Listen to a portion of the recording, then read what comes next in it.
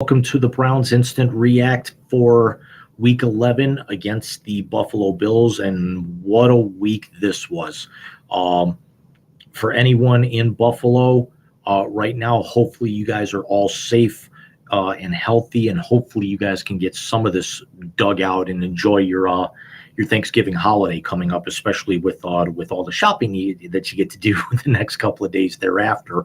I know here in Cleveland, it was very, very up and down. There were sections of Cleveland that got a dusting. There were sections like me that ended up getting between 6 and 8 inches, which was weird because usually it's the reverse. My father, who's in the snow belt and usually gets hammered, didn't really get much of anything. And I got it all, and it kind of sucks when you wanted to kind of get up early and run to Best Buy and go grab a Nintendo Switch. And that's actually, I bring that up not so much to gloat or to shine on anything, but it actually it's factual and relevant here, is because while setting some of that up, I kind of had the majority of yesterday's game in the background. I did have the audio on, I had the video on, but I was more focused on getting the Switch updated and getting games installed and certain things with that.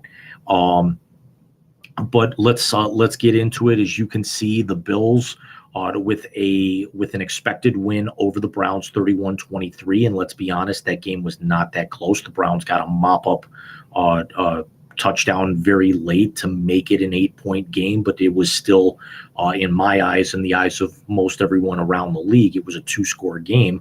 In a game that the Browns kind of dominated the majority of the first half. Buffalo seemed off rhythm, certainly with the change of venue for everything. The Bills were going to be playing outside in a blizzard with the elements, and now they're inside a climate-controlled dome, 4.5, 5 hours away by bus or car or whatever. And it was actually, more of a home game proximity wise for Cleveland than it was Buffalo, because it's a 2.5 hour drive from Cleveland.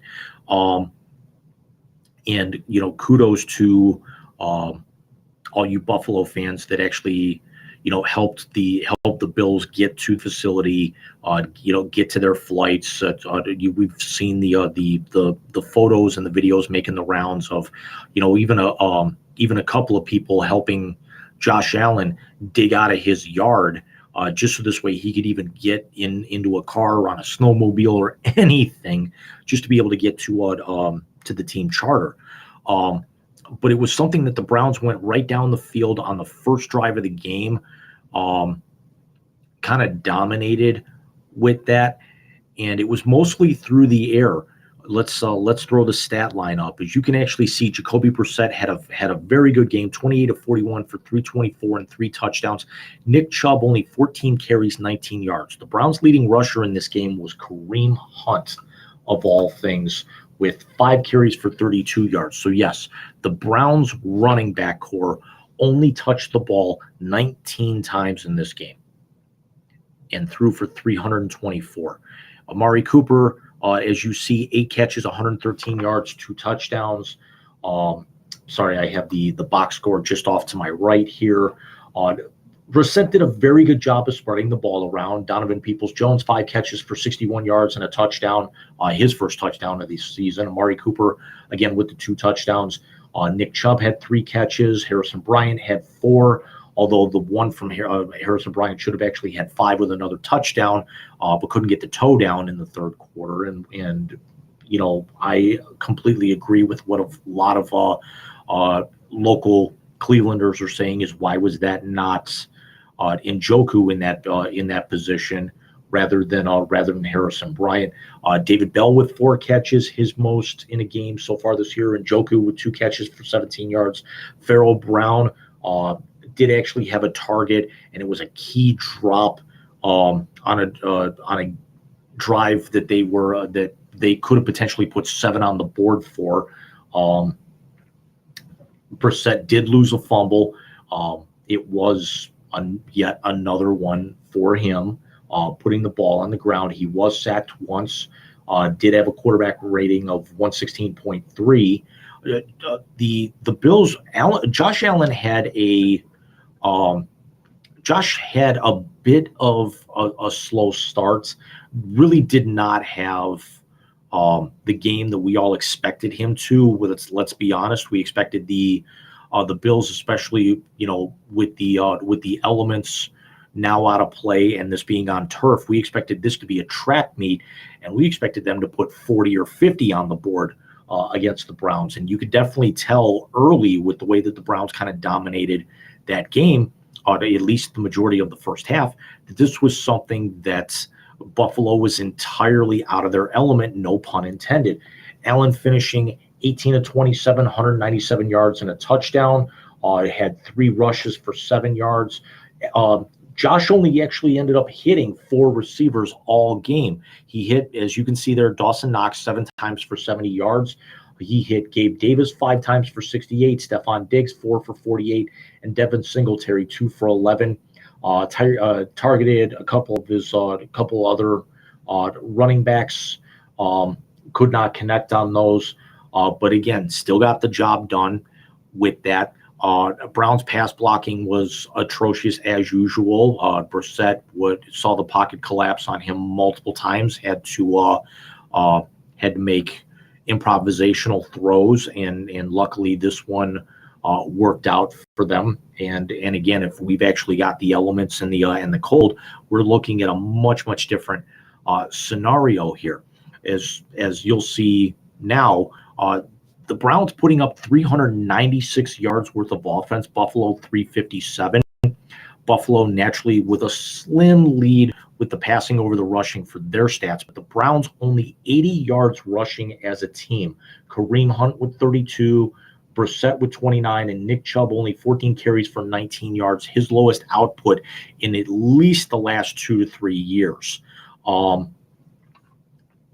With Buffalo kind of stacking their front 7, front 8, very good on them. Matt Milano seemed to be in the backfield, as well as also Ed Oliver and Greg Rousseau seemed to be blowing up the Browns front 5 multiple times. The Browns really couldn't get a whole lot on the outside. Certainly couldn't get anything up the middle, as was evident by the 2 quarterback sneaks in the third quarter that ended up coming up short. And according to ESPN, when Brissett fumbled in the second quarter, with the bad exchange, now with the Browns having their 4th string center in, Froholt, that's when Buffalo went actually from, even though they were trailing in the game at the time, that was a 10-3, that was a 10-6 game, and then Buffalo immediately turned to the favorite. That was the Browns were up 10-3 at that point. The fumble happens, and then Buffalo immediately turns into a 57% favorite, and really was never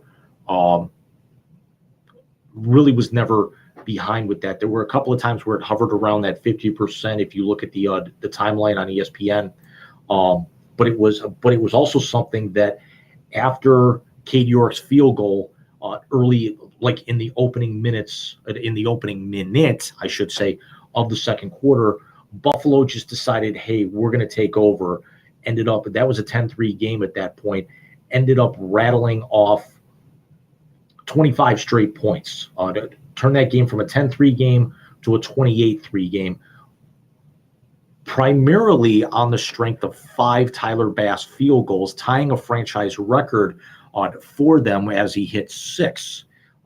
Very good game from Tyler. He hit from 49, he hit from 56, he hit another one from 40, so that's 3 of them from 40 plus and 1 from over 50. So Buffalo, we know that the issue is not their kicking game.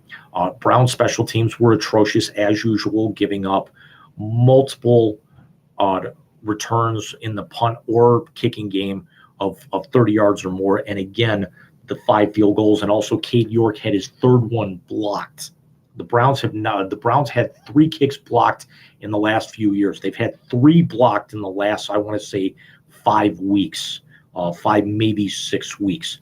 York, I don't even remember if he had anything blocked or how many he had blocked, but it certainly wasn't more than 3 in his entire career at LSU. The Brissett fumble was the only turnover of the game. Browns actually with a slim lead in time of possession, but again, if you're going to lose 31-23 and you give up 25 straight points, and you look at Buffalo's drives, it was 3:23, a minute 40, 5:16, 1:41, 3:17, 5:08. I'm surprised the Browns did not have a much larger time of possession advantage here, just because of the way that Buffalo, again, the times that I just read, those were each of the times on each of the 25-point string Buffalo scoring drives, all 6 of them in a row. The Browns scoring drives, 5:58, 4:27, 2:34, and then 1:37 towards the end of the game. And again, the Peoples-Jones touchdown was with 19 seconds to go, so the game was already in doubt at that. I'm sorry, not in doubt. The game was already decided at that point. Browns with 27 first downs to Buffalo's 22. And then also in late yardage efficiency, neither team particularly efficient. Browns 4 of 11, Buffalo 3 of 11. Browns 1 of 2 on 4th down, and naturally the one that they didn't get was the back-to-back sneaks by Brissett, where he got absolutely stuffed. Buffalo didn't have to go for it on 4th down, but it's something. But this is the win that Buffalo needed. Now going to 7-3 and tying Miami, mathematically at least, atop the AFC East, although Miami does own the tiebreaker with the head-to-head win earlier this year. And more importantly, for the Bills, it actually sneaks them back closer towards the top of the AFC playoff standings. It actually puts them now at 5th. And again, with the mathematical tie, it could actually have gotten them, it could have gotten them all the way up to 2nd, where Miami is, again, based strictly off that tiebreaker. If Josh Allen doesn't fumble inside the 1-yard line, we're looking at them being 8-2 naturally and having the top spot in the conference based off of the tiebreaker with the Chiefs. The Browns, we said it last week. It was in the tagline last week. Browns wanted to win 2 out of 3 coming out of the bye week. They're about to lose all 3, because then you get to come home. The weather's actually, a lot of this snow is going to end up melting with what you're going to get through this area. It's supposed to be in the 50s by the middle of the week, so most of the snow is going to be gone. Might soften up the ground a little bit, and then you get Tom Brady, of all people, coming in on Sunday, whereas Buffalo gets to stay in Detroit and play the lowly Lions as the leadoff game on Thanksgiving Day.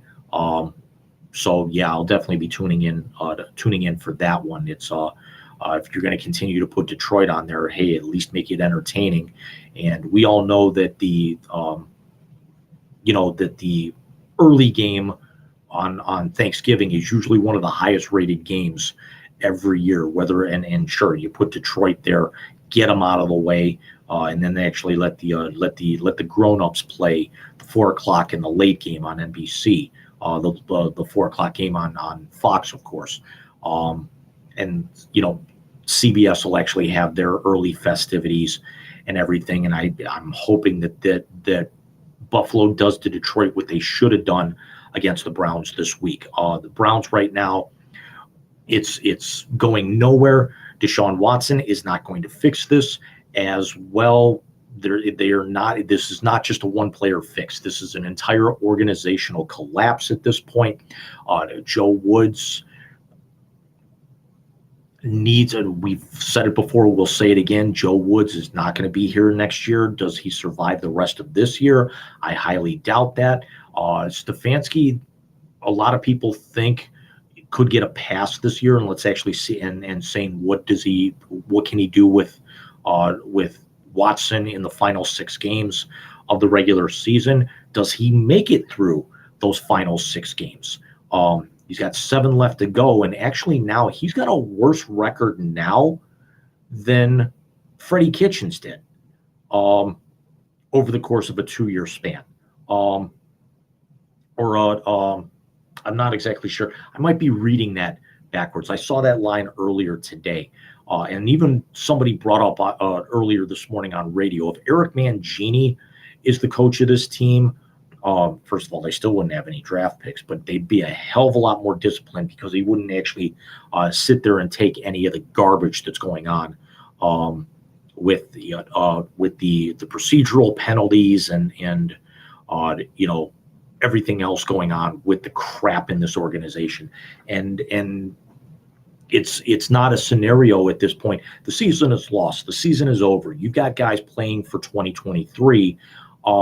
Here's the problem. You still don't have any draft capital with this. You went out and it's now becoming extremely apparent. Rather than drafting York in the 4th round, who still could end up being a very proficient kicker in this league,